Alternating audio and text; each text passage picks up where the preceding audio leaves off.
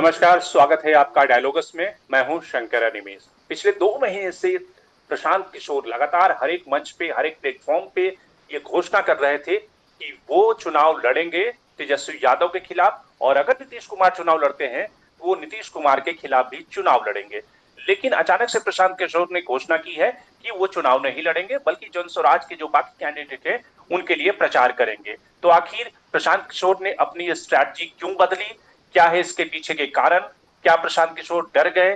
क्या वो जिस तरह से कई सारे ऐसे रीजनल छत्रप का हाल हुआ है, जैसे पप्पू यादव जब उन्होंने अपनी पॉलिटिकल पार्टी फ्लोट की थी उसके बाद चुनाव हार गए थे, तो क्या इन सारे चीजों से सबक लेते हुए प्रशांत किशोर ने ये स्ट्रैटेजी सोची है, या इसके पीछे की कहानी कुछ और है? और साथ ही महागठबंधन में जिस तरह से सीट शेयरिंग को लेकर मार मची हुई है, जिस तरह से मुकेश सहनी एक तरह से लगता है कि वो कहीं के नहीं रहेंगे, क्योंकि उन्होंने जो प्रेस कॉन्फ्रेंस आज पूरे दिन में 2 बार टाली है, तीसरी बार प्रेस कॉन्फ्रेंस होता है या नहीं होता है, ये देखने वाली बात होगी।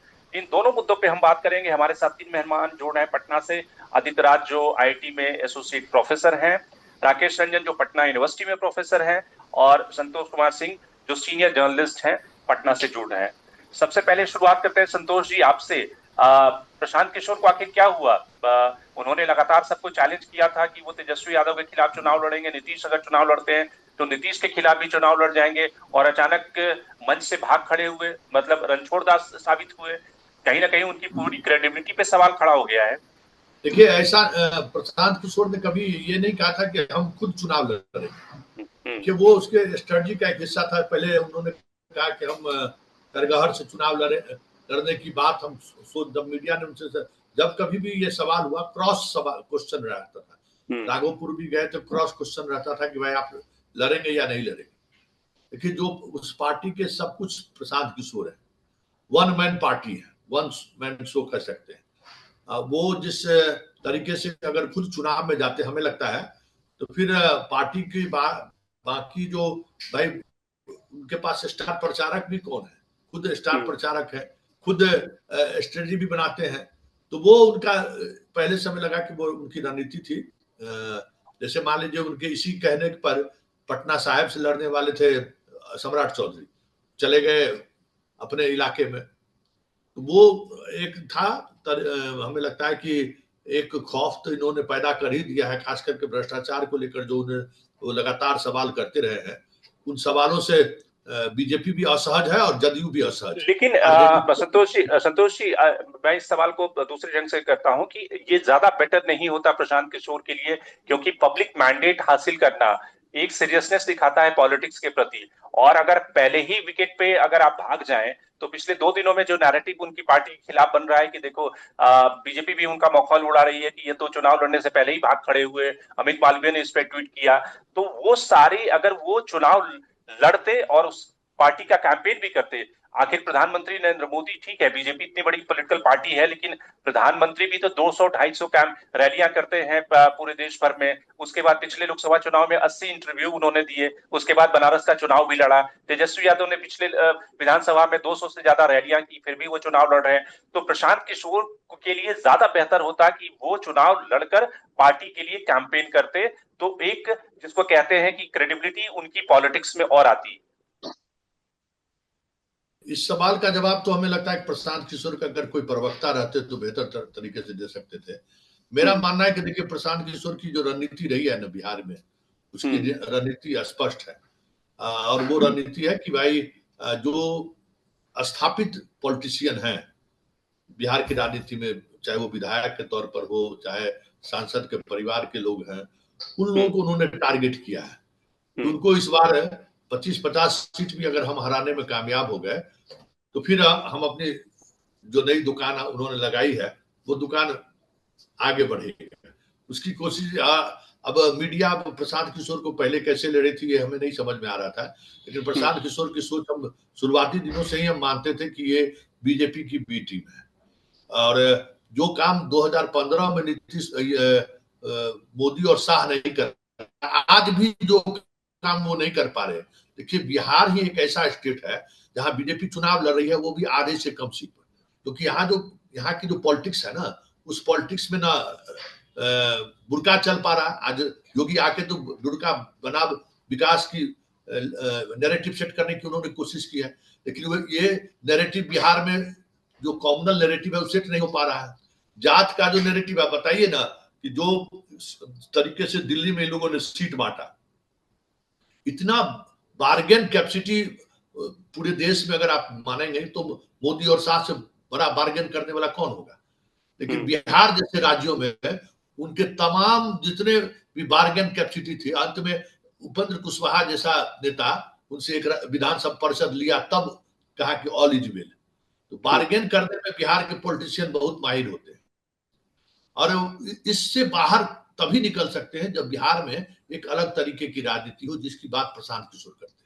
ठीक है राकेश जी, ठीक है राकेश जी, आपसे इस सवाल को लेता हूं कि क्या प्रशांत किशोर जो पहले ही मौके पे मैदान छोड़कर भाग खड़े हुए, ये उनके पॉलिटिकल नैरेटिव को या उनकी पार्टी के नैरेटिव को ज्यादा बेहतर ढंग से ले जाएगा, या फिर प्रशांत किशोर को चूंकि बाकी जगहों पे कैंपेन करना है, वन मैन पार्टी है, सारा शो उन्हें ही रन करना है, इसलिए वो बाकी सीटों पर भी कैंपेन कर ले, इस स्ट्रैटेजी के तहत उन्होंने मैदान छोड़ा है, या फिर आपको लगता है कि वो पुराने जो इतिहास के सबक हैं जिसमें कि आपने देखा होगा कि किस तरह से लोग चुनाव लड़ते हैं, पॉलिटिकल पार्टियां फ्लोट करते हैं, पार्टी चलती नहीं है, और अगर चुनाव हार जाते हैं तो एक तरह से बुरी तरह से पॉलिटिक्स में चुनाव हारना एक बहुत बड़ा वो माना जाता है कि भाई टैबू माना जाता है। तो पप्पू यादव का केस है या उमा भारती का केस ले लें, उन्होंने भी पॉलिटिकल पार्टी फ्लोट की थी, चली रही।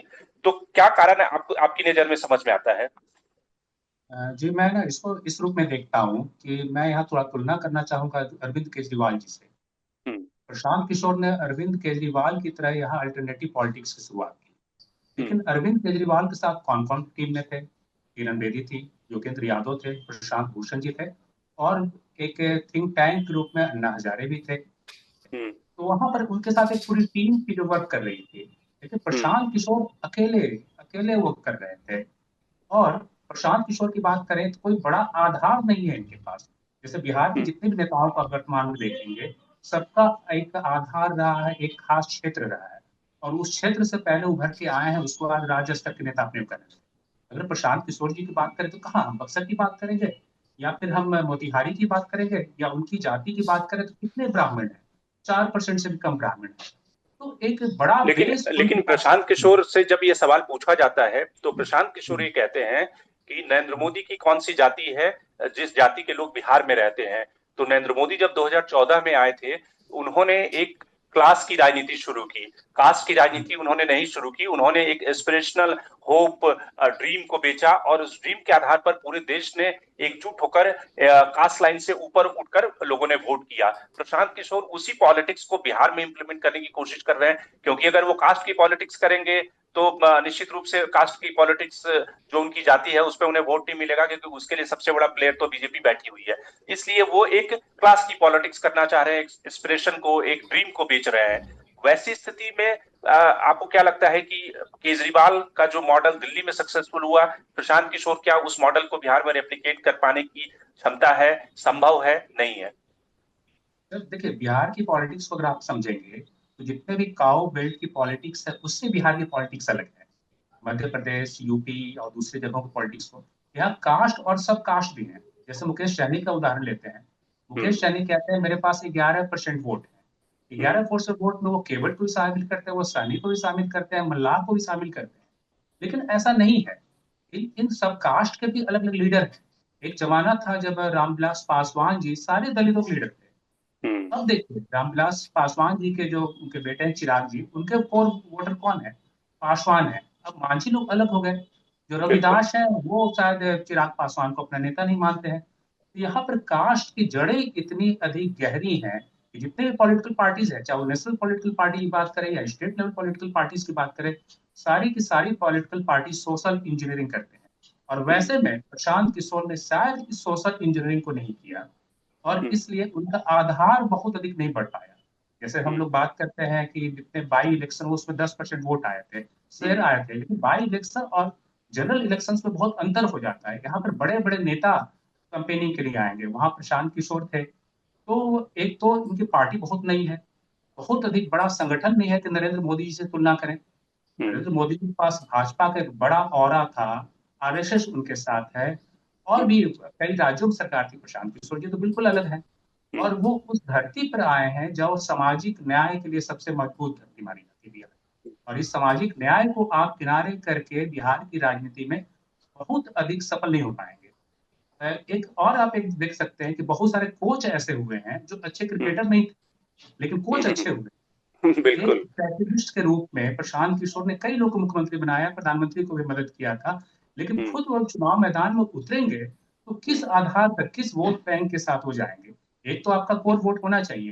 बिहार की राजनीति में जितने भी नए खिलाड़ी हैं, जितने प्लेयर्स को आप देख रहे हैं, वो सब क्या है, या पुराने प्लेयर्स को, वो एक खास विशेष जाति के या फिर क्षेत्र के नेता बन के उभरे हैं। उसके बाद वो अखिल बिहार के नेता कहला रहे हैं या राष्ट्रीय स्तर की राजनीति करनी शुरू कर दी है। तो प्रशांत किशोर तो यहाँ पे भी हैं। बिल्कुल, तो आपने जो बातें कही है उससे एक और सवाल खड़ा होता है जो हम प्रोफेसर आदित्य से जानेंगे कि अगर प्रशांत किशोर के लिए ये अगर ऑप्शन होता कि जिस तरह से एनडीए ने या महागठबंधन ने, भाई एक प्लेयर जो पार्टी है उसके पास 15-16% का या 14% का वोट शेयर है, और जो छोटी छोटी पार्टियां हैं जो अलग अलग कास्ट को रिप्रेजेंट करती हैं, जो सोशल जस्टिस की पॉलिटिक्स कर रही हैं, उन सबको भी अगर प्रशांत किशोर इकट्ठा करके एक अलग अलायंस या थर्ड फ्रंट जैसी स्थिति पैदा करते, वो स्थिति ज्यादा प्रशांत किशोर के लिए बेहतर होती कि जिसमें कि अलग अलग पार्टियां जो जातियों को रिप्रेजेंट करती हैं वो उससे उनका वोट मिलता, या फिर वो स्थिति प्रशांत किशोर जैसे नए प्लेयर के लिए जो एक क्लीन पॉलिटिक्स करना चाहता है वो डिसएडवांटेज वाली स्थिति होती। प्रोफेसर आदित्य राज। प्रशांत किशोर बिहार के इलेक्शन में उनके बारे में इतना चर्चा हो रहा है, मुझे इस पे कोई आश्चर्य नहीं। I have been following him from the time he came to Bihar, and whatever I'm going to say, I won't say on the basis of what I think, but what I know. हमने प्रशांत किशोर की जितनी videos है, उन्होंने जो भी discourse पिछले कई सालों में कहा, उसको देखा, और फिर उनके बारे में जो लोग बात कर रहे हैं, मैं आपको बता दूं कि प्रशांत किशोर बहुत एम्बिशियस है। पहले वो आके एज ए स्ट्रैटेजिस्ट उन्होंने काम किया, और ये जो अभी इलेक्शन नहीं लड़ रहे हैं, मुझे लगता है वो भी उनके एक स्ट्रैटेजी का पार्ट है। प्रशांत किशोर को हमें लाइट में नहीं लेना चाहिए। आपको शायद पता हो अच्छे से कि एक टाइम नीतीश कुमार जी ने कहा कि प्रशांत किशोर उनके एक्चुअल उत्तराधिकारी हैं। I don't remember the exact term, but something like that he said. Prashant Kishor वो हैं जो वो जो चीफ मिनिस्टर का निवास है, वहां पे वो 1.5 साल तक रहे हैं। So he is good. He part of the team that he had then, like पवन वर्मा, वो उनके साथ ही है। तो वो उनका इलेक्शन नहीं लड़ना, मुझे लगता है उनकी एक स्ट्रैटेजी का पार्ट है। Probably he wants to focus, as he said in one of the press release, he wants to focus on the organizational base of his party. तो मुझे कोई आश्चर्य नहीं हो रहा है, वो स्ट्रैटेजी के हिसाब से कर रहे हैं। शायद उनको अपने बेस को बढ़ाने की, जैसा आपने कहा कि डिफरेंट कास्ट, डिफरेंट कम्युनिटीज को रीच आउट करना चाहिए, ये तो वही कर रहे हैं, पिछले 3 सालों से वही कर रहे हैं। इनफैक्ट समटाइम्स पीपल से कि वो बी टीम है, इसका बी टीम है, उसका बी टीम है। मुझे लगता है, जहां तक मैं समझ पा रहा हूँ, वो जनता दल यूनाइटेड का ए टीम है।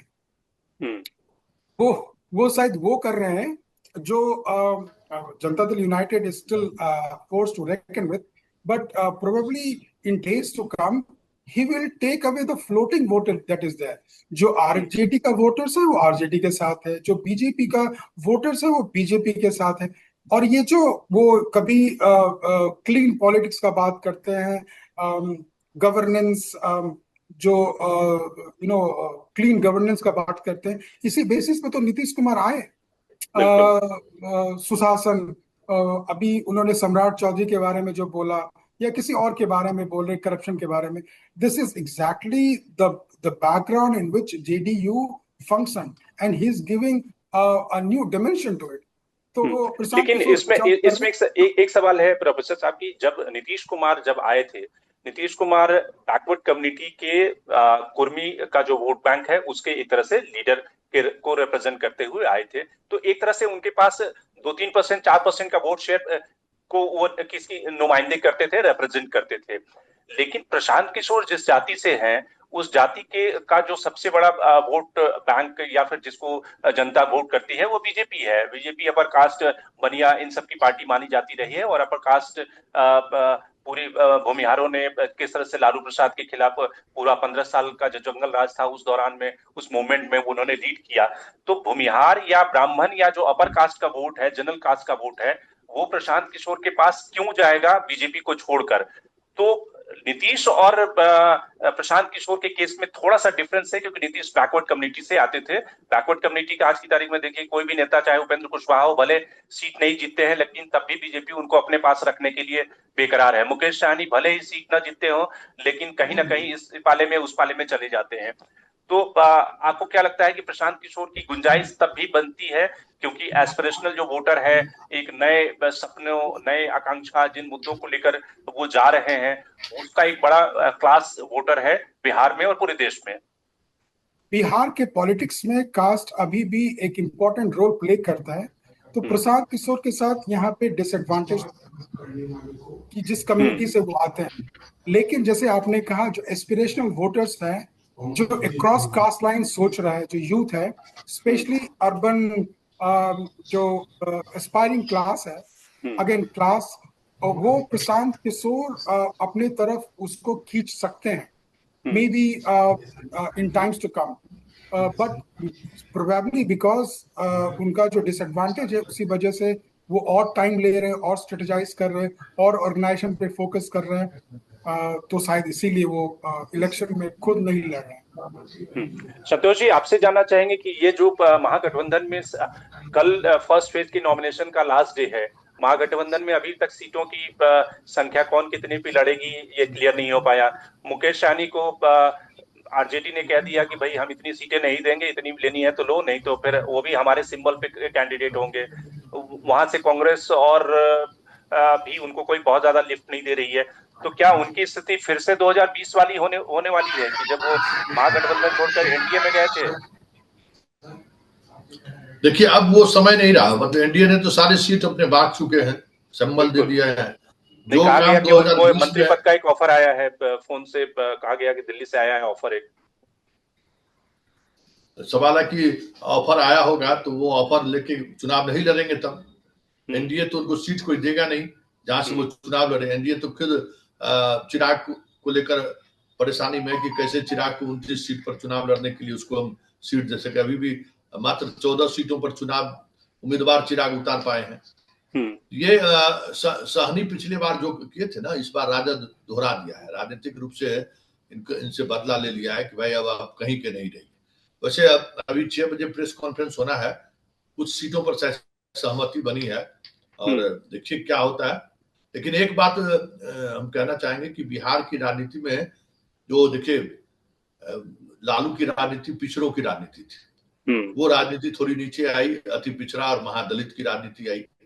अब उससे नीचे भी बिहार की राजनीति जा रही है। छोटी छोटी जो जातियां हैं वो एक अलग तरीके से गोलबंद हो रहे हैं, जिनकी संख्या 4 लाख, 5 लाख, 10 लाख बिहार में है, लेकिन वो चाहते हैं कि 10 लाख वोट के एवज में हमें एक सीट चाहिए। जैसे यहाँ आईपी गुप्ता लड़ रहे हैं, कई और छोटी छोटी पार्टियां हैं। तो ये जो एक नई राजनीति बिहार में, ये देखिए एक नई तरीके की राजनीति है। जो सर्किल हम लोग है ना कि वो राजनीतिक सर्किल कलयुग और सतयुग से होते हुए, तो पॉलिटिकल सर्किल जो है वहां पे बिहार में आकर ठहर गया है, जिसको जो कुछ दिनों से, जैसे मान लीजिए कि नीतीश कुमार ने जीतन राम मांझी को मुख्यमंत्री बनाया, समझिए वो सर्किल एक कदम और आगे बढ़ गया बिहार में। आज भी जीतन राम मांझी इतने बड़े फोर्स नहीं है कि बिहार की राजनीति को प्रभावित कर दे, लेकिन कुछ कुछ पॉकेट है जहां वो प्रभावित कर रहे हैं। तो 6 सीटों को लेकर वो बने हुए हैं राजनीति में। तो सहनी के साथ प्रॉब्लम क्या है ना कि सहनी का voter hard core BJP voter है। बिल्कुल। इस समय में बिहार में पिछड़ों की राजनीति चल रही थी, उस समय में सबसे पहले अगर कोई बगावत किया लालू से तो वो सहनी किया, और सहनी अपने आप को केवट और राम से आइडेंटिफाई करने लगा। उसको तोड़ना सहनी के, मतलब सहनी 10-15 वर्षों से बिहार की राजनीति में इतना ज्यादा कोई कास्ट लीडर, मतलब अपने जाति को लेकर इतना ज्यादा समय नहीं दिया जितना सहनी दिया। ये उसकी मुझे लगता है कि अंतिम पाली होगी अब नहीं। लेकिन सहनी के, संतोष जी, सहनी के साथ एक ये भी तो प्रॉब्लम है ना कि ठीक है, राजनीति में कई बार जो स्टेबिलिटी जिसको कहते हैं कि आप थोड़ा सा धैर्य पेशेंस रखिए। और इसके साथ में सहनी जितने आप देखें कि 2014 में नरेंद्र मोदी के लिए कैंपेन कर रहे थे, उसके बाद फिर महागठबंधन में आ गए, फिर महागठबंधन से एनडीए में आ गए, एनडीए से मंत्री बने, फिर वहां से उछलकर महागठबंधन में चले गए, अब फिर से उनके साथ में। तो इस तरह की फ्लूइड सिचुएशन और अनस्टेबिलिटी तो तभी आपको डिविडेंड देगी जब बड़ी जो पार्टियां हैं वो अपने वोट के लिए एड ऑन करने के लिए, क्योंकि सहनी अकेले में कोई फोर्स नहीं है, लेकिन वो अगर किसी भी गठबंधन के साथ जुड़ जाते हैं तो वो जो गठबंधन है उसको थोड़ा सा फायदा मिलता है। लेकिन सहनी की जो एम्बिशन है कि आप खुद तो चुनाव नहीं जीते लेकिन आप डिप्टी सीएम हमें बना दो जी, ठीक है। तो इस तरह की जो उटपटांग डिमांड है, बीजेपी के एक नेता ने मुझसे एक बार कहा कि जब सहनी को वो टैप करने की कोशिश कर रहे थे कि उसने कहा कि 40 फोन सहनी के पास में है और कौन से फोन पे कब वो नंबर बदल लेता है, तो हम लोग ये तय नहीं कर पा रहे हैं। हमने एक आदमी को डिप्यूट करना पड़ा कि सहनी से नेगोशिएट करो। तो सहनी जिस तरह के व्यक्ति हैं राजनीति में, ठीक है अगर धारा बह रही है तो आप कुछ सफलता पा लेते हैं, लेकिन वो जिस तरह के हार्ड बार्गेनर हैं, बिना किसी सीट और विनिबिलिटी के आप डिप्टी सीएम बनना चाहते हैं। ये देखिए इन लोगों को जो कास्ट पॉलिटिक्स करने वाले लोग हैं ना, उनको लगता है कि विचार का कोई मतलब नहीं है। ऐसा है नहीं। आज चिराग हाशिए पर क्यों है? नीतीश कुमार ने एक बार स्टैंड ले लिया, उनकी स्थिति इतनी बुरी क्यों है?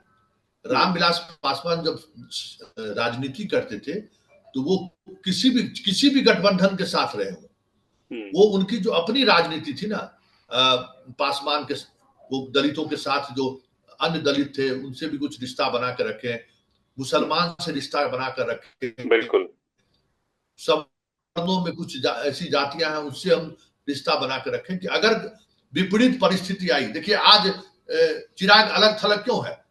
उसकी वजह यही है कि उसने वो राजनीति हनुमान बन गया। आप वो राजनीति, भाई देखिए हिंदू की राजनीति के लिए योगी और मोदी हैं।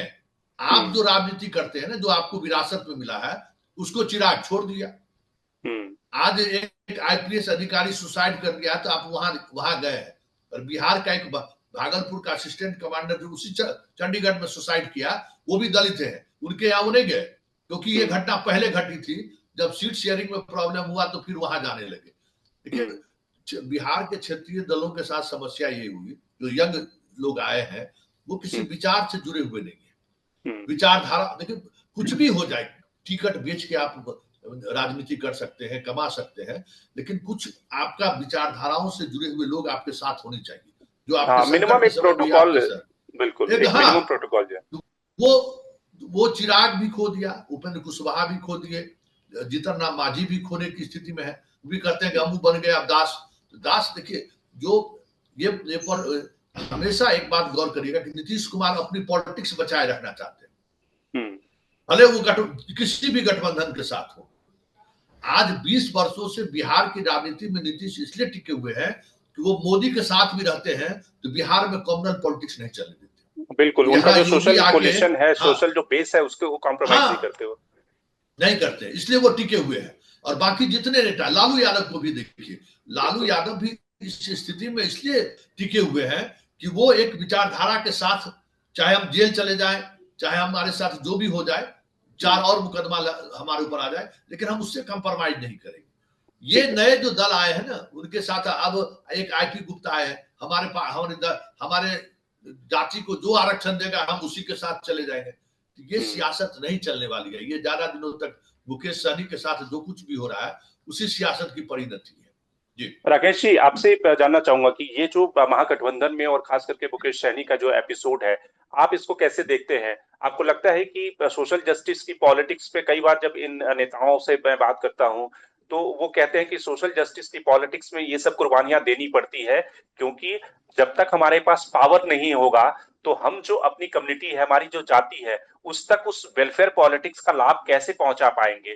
तो इसलिए पावर में रहना, पावर में आना, पावर को ग्रैब करना सबसे इंपॉर्टेंट काम है, और इसलिए कई बार हमें कॉम्प्रोमाइज करने पड़ते हैं। आपको क्या लगता है कि ये जो उनका स्टैंड है वो सही स्टैंड है, या आपकी कुछ अलग राय रखते हैं आप? नहीं, देखिए अगर बिहार की राजनीति को आप सर देख रहे हैं तो पिछले 20 वर्षों से कोई मुद्दा नहीं है, और प्रशांत किशोर बहुत अधिक आगे नहीं बढ़ पा रहे हैं क्योंकि मुद्दे ही नहीं है। ना रोजगार का बहुत बड़ा मुद्दा है, ना विकास का बहुत बड़ा मुद्दा है। और नीतीश कुमार ने जब गद्दी संभाली, सत्ता संभाली, तो बड़ा स्मार्ट पॉलिटिक्स किया उन्होंने। स्मार्ट पॉलिटिक्स में क्या किया कि पहले देखा कि लॉ एंड ऑर्डर की स्थिति खराब है, महिलाएं सबसे अधिक इससे इफेक्टेड हैं, चलो लॉ एंड ऑर्डर छूट के ठीक कर लो। सामाजिक न्याय उन्होंने ऐसा सोशल इंजीनियरिंग किया कि हर जाति में, हर वर्ग में उन्होंने डिवीजन किया। दलित महादलित बना दिया, मुस्लिम पसमंदा मुस्लिम और स्वर्ण मुस्लिम में बदल दिया। तो इस तरह से उन्होंने किया। अब जो ये अभी जो एपिसोड चल रहा है कि वो जब तक आप सत्ता में नहीं आएंगे तब तक अपने विकास नहीं कर पाएंगे, तो जैसा सर ने भी बताया कि अपना कोई बड़ा वोट बैंक तो है नहीं इनके पास। अगर लालू प्रसाद के खिलाफ सबसे पहले अगर विद्रोह किसने किया था, वो सहनी ने किया था, लेकिन वो ये सहनी नहीं थे। और इनकी छवि इस रूप में भी है कि भाई तो बॉम्बे में रहते थे और अभी अचानक आ गए हैं इलेक्शन के समय। देखिए 10-15 वर्षों से बिहार की राजनीति ये कर रहे हैं, लेकिन फिर भी बहुत मतलब आप कह रहे हैं कि कैप्टन निषाद और भाव ये मुकेश अपने सहनी में बना काफी लिया। आसमान जमीन का अंतर है। कैप्टन निषाद जो एक जमाने में काफी सीजन नेता होते थे, बीजेपी से भी सांसद रहे, अलग अलग पार्टियों में रहे, उनकी जो जमीनी छवि थी और इनमें काफी अंतर है। जी जी, बिल्कुल बिल्कुल ये अंतर है, क्योंकि वो सर जमीन से जुड़े हुए नेता थे। उन्होंने यहाँ संघर्ष किया, उस समय संघर्ष किया जिस समय कर्पूरी ठाकुर भी संघर्ष कर रहे थे। और बिल्कुल। कर्पूरी ठाकुर एक बहुत ही अति पिछड़े वर्ग से आते थे, नाई जाति के थे, और नाई जाति की संख्या कितनी है, लेकिन उन्होंने अपने नेतृत्व में सबको एक साथ कर लिया। वैसे ही कैप्टन निषाद भी थे, उन्होंने काफी संघर्ष करके निषादों की स्थिति को किया। लेकिन अब इनके ऊपर आरोप ये लगते रहते हैं भाई कि इन्हें बहुत कुछ मतलब नहीं, अपनी गर्दिश मतलब है, मुझे भाई डिप्टी सीएम बना दो तुम, तो समाज के लिए तो आप कुछ कर नहीं रहे हो। ये मुझे लगता है, तो इसलिए इनका परसेप्शन जो है ना, बहुत स्पष्ट नहीं है जनता के सामने कि करना क्या चाहते हैं। ठीक है आदित्य जी, आपसे जानना चाहूंगा कि क्या इनकी पॉलिटिक्स कहां तक जाएगी मुकेश सहनी की, अगर 6 बजे की प्रेस कॉन्फ्रेंस में उसके बाद इन्हें अगर कुछ सीटें मिल भी जाती है। हालांकि लगता ऐसा है कि कांग्रेस और आरजेडी में डील हो गई है कि हम अपनी सीटें कम नहीं करेंगे और मुकेश सहनी के पास अब कोई ऑप्शन नहीं है, क्योंकि एनडीए में सीटों का बंटवारा हो चुका है। अगर ये एनडीए के पास भी जाना चाहे तो वहां भी कुछ नहीं मिलेगा। तो ऐसी स्थिति में मुकेश सहनी के पास कोई ऑप्शन बचा नहीं है, दोनों ने मिलकर एक तरह से इनको पीस दिया है। ये पूरा महागठबंधन का जो स्थिति है ये मेस है। हम्म। तो अभी कांग्रेस और आरजेडी में जो भी निगोशिएशन हुआ है वो भी मुझे लगता है काफी प्रॉब्लमेटिक है। ऊपर से दिख ना रहा हो पर ये है। तो लालू जी ने खड़गे से बात की, मुकेश सहनी इस ब्रोकरेज में फंस गए हैं। साथ में तो थे ही, जो भी लोग बिहार में कई जगह जा रहे थे तो साथ में थे। सो मुझे लगता है ये मुकेश सहनी के साथ जो हो रहा है, ये जो आरजेडी और कांग्रेस के बीच में थोड़ा ज्यादा सीट है, इसमें उनके लिए स्पेस घटता चला जा रहा है। अब ये आगे क्या करेंगे ये तो देखा जाएगा। पर मुझे लगता है पूरा महागठबंधन अभी, अब देखिए कितनी दिन बची है नॉमिनेशंस की, पर ये अभी तक डिसाइड नहीं कर पाए। अभी सीट हो जाए फिर सीट में कौन कहां से लड़ेगा इस पर होगा। तो मुझे लगता है ये पूरा his situation is a reflection of what the Mahagathbandhan has been doing behind closed doors. So ये पूरा उनका रिफ्लेक्शन है। तो इस स्थिति में लेकिन इस सवाल को मैं थोड़ा सा सैद्धांतिक रूप से समझना चाहूंगा, एकेडमिक पॉइंट ऑफ व्यू से, कि आप अगर यूपी का उदाहरण भी ले लें, यूपी में भी इस तरह की जो सोशल जस्टिस की पार्टियां हैं, जैसे राजभर की पार्टी है, वहां भी अलग अलग पार्टियां हैं, कई सारी छोटी पार्टियां, महान दल हैं, ये सब चुनाव के समय में किसी न किसी गठबंधन में, चाहे बीजेपी के साथ में या समाजवादी पार्टी के साथ में अलाइन कर जाती हैं। वो पावर जो उन्हें मंत्री पद चाहिए या जितनी सीटें चाहिए वो सब ले लेती है, और उसके बाद फिर अगले 4-5 सालों तक वो लगातार बार्गेन करती रहती है। अब इनसे निपटने के लिए जो राष्ट्रीय पार्टी है, बीजेपी, कांग्रेस या फिर समाजवादी पार्टी, इस तरह की पार्टियां अपने यहाँ भी उस जाति के लोगों को प्रमोट कर रही है ताकि इनसे छुटकारा मिल सके, लेकिन ये छुटकारा मिल नहीं रहा। तब भी राजभर प्रासंगिक है यूपी में, वैसे ही मुकेश सहनी हो, उपेंद्र कुशवाहा भले अपनी सीट न जीत पाते हो, लेकिन तब भी उनको सीट चाहिए। तो ये जो क्लैश है कि जो सोशल जस्टिस की छोटी पार्टियां इमर्ज की हैं, वो कहीं ना कहीं सोशल जस्टिस के नाम पे एक तरह से लोगों को रिप्रेजेंटेशन देने के नाम पे, उस कम्युनिटी के लिए भला करने के नाम पर, आप देखें कि जीतन राम मांझी की पार्टी में उनकी पूरी फैमिली पॉलिटिक्स में है, यानी कि जितनी भी सीटें मिलती है वो अपने बेटा बहू पूरे परिवार को टिकट दे देते हैं। तो असली में तो लोगों का कोई कल्याण नहीं हो रहा। इस रास्ते से कैसे निपटेंगी ये नेशनल पार्टियां? मुझे लगता है ये समय लगेगा, लेकिन चूंकि ये जो रीजनल पार्टीज हैं, और मैं आरजेडी को भी इसी खेमे में मानता हूँ। जैसे आपने कहा हम के बारे में, आरजेडी भी तो सिर्फ अपनी फैमिली के बारे में और फैमिली के जो लॉयल्स हैं उसके बारे में। तो ये एक प्रोसेस है जिसको पॉलिटिकल फॉर्मेशन के रूप में देखा जा सकता है। तो ये प्रोसेस है, ये इसलिए निगोशिएट करते हैं क्योंकि ये अपने कम्युनिटी के साथ रहते हैं। और आपने सही कहा कि नेशनल पार्टीज जो है वो उस कम्युनिटी के लीडर्स को ढूंढ रहे हैं, और शायद probably they will give up and the national parties will take over. But अभी तो मुझे लगता है 6 बजे के प्रेस कॉन्फ्रेंस का सबको इंतजार है, और मुझे लगता है कि आरजेडी ने अच्छा बार्गेनिंग किया है और मुकेश सहनी के लिए स्पेस नहीं छोड़ा है। जैसे आप देखिए चिराग पासवान के साथ क्या हो रहा है। वो जितनी सीटों में उनको लड़ना था, अभी उतने सीटों में उनके लोग उनके सिंबल्स को पा नहीं रहे हैं। तो अभी ये चलता रहेगा, लेकिन अ, ये जनता के बीच में जब जाएंगे चीजों को, और जब तक विकास के मुद्दे को उठाएंगे नहीं, तो ये मुझे नहीं लगता है कि फ्लोटिंग वोटर्स को अपने तरफ ले पाए। राकेश जी, आपसे सवाल की आपको बिहार के चुनाव के जो ट्रेंड जो समझ में आते हैं कि इस समय जो नैरेटिव है, एक तरफ ठीक है गठबंधन है, महागठबंधन, दूसरी तरफ एनडीए है। और जिस तरह से सीटों की एनडीए में तो तकरीबन सारी सीटों का एलोकेशन हो गया, लोगों ने अपने सिंबल भी बांट दिए हैं और चुनाव प्रचार की शुरुआत भी हो गई। नीतीश कुमार ने आज प्रचार भी किया है। आपके हिसाब से इस समय क्या स्थिति है बिहार की चुनावी फिजा की? क्या आपको दिखता है कि एनडीए का एज है? क्या आपको लगता है कि प्रशांत किशोर डेंट करने वाले हैं या सिर्फ वोट काट के रह जाएंगे, या महागठबंधन जैसे कि 2020 में सत्ता के बेहद करीब पहुंच गया था, उस तरह की स्थिति दिखती है? आपकी नजर में क्या स्थिति है आज की तारीख में? मुझे लगता है ना, जो लोकसभा 2024 की जो स्थिति थी, हम्म। आपने हम्म। देखा होगा लोकसभा 2024 में जो एनडीए गठबंधन था उसके पास हम्म। 47% वोट से रहे थे, हम्म। और जो इंडिया गठबंधन था उसके पास 37% वोट से रहे। दस हम्म। परसेंट का अंतर था, और इस 10% के अंतर ने 20 सीटों का अंतर कर दिया। 29 सीट इनके पास आए और 10 सीट उनके पास आए। एक जो अभी आदित्य सर बात कर रहे थे फ्लोटिंग वोटर्स की, हम्म। आप देखेंगे कि बिहार में फ्लोटिंग वोटर्स सिकुड़ते चले जाते हैं, चले जा रहे हैं। हम्म।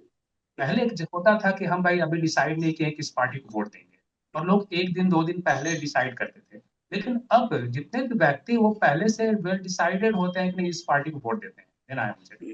तो जो हम्म। फ्लोटिंग वोटर्स है ना, बहुत कम होते चले जा रहे हैं बिहार की राजनीति में। तो मुझे लगता है कि लोकसभा के अगर आप सिचुएशन को देखेंगे तो लगभग वही स्थिति अभी होने वाली है, क्योंकि 10% गैप को शायद महागठबंधन वो ढक नहीं पाए। और मुझे लगता है अगर सीटों में से कन्वर्ट करें, जस्ट मैं अपना एक अनुमान बता रहा हूँ, मुझे लगता है 140 के आसपास सीटें एनडीए के पास रहेंगी और महागठबंधन के पास कम से कम सीटें रहेंगी। हाँ, एक चीज और मैं फैक्टर कर रहा हूँ हम्म। कि आरजेडी के अपने वोट बैंक है 22-23%, वो हम्म। अभी भी बरकरार है। बीजेपी का अपना वोट बैंक 19-20% के आसपास है।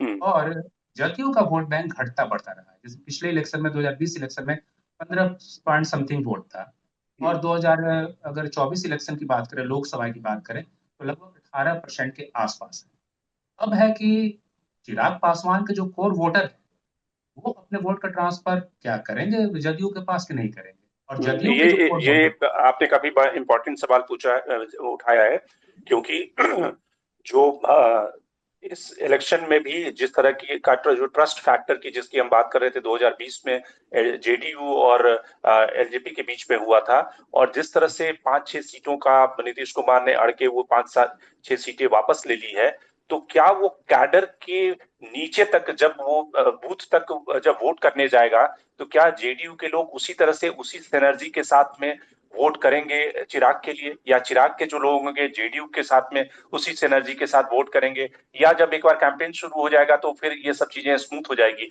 अंतिम टिप्पणी संतोष जी आपसे इसी सवाल को, कि क्या आपको लगता है कि ये सिनर्जी लास्ट मोमेंट तक बरकरार रहेगी? एक बार कैंपेन जब शुरू होगा, प्रधानमंत्री जब निकलेंगे, तो वो सारी सब चीजें सिनर्जी बन जाएगी, या फिर वो जो मन में खटास है वो खटास बनी रहेगी?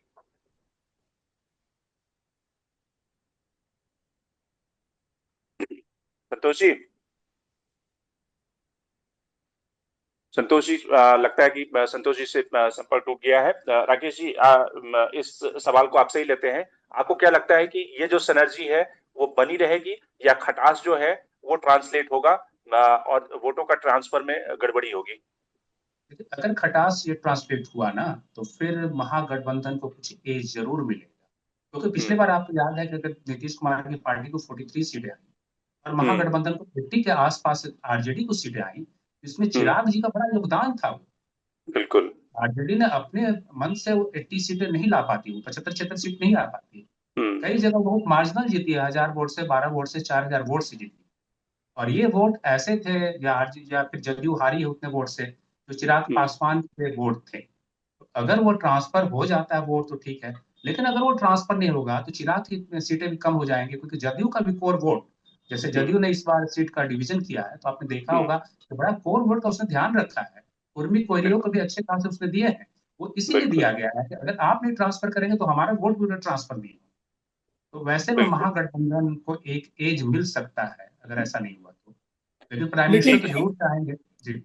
लेकिन ये खटास कम जाएगा, एक बार कैंपेनिंग शुरू हो जाएगी तो सब लोग साथ में आएंगे।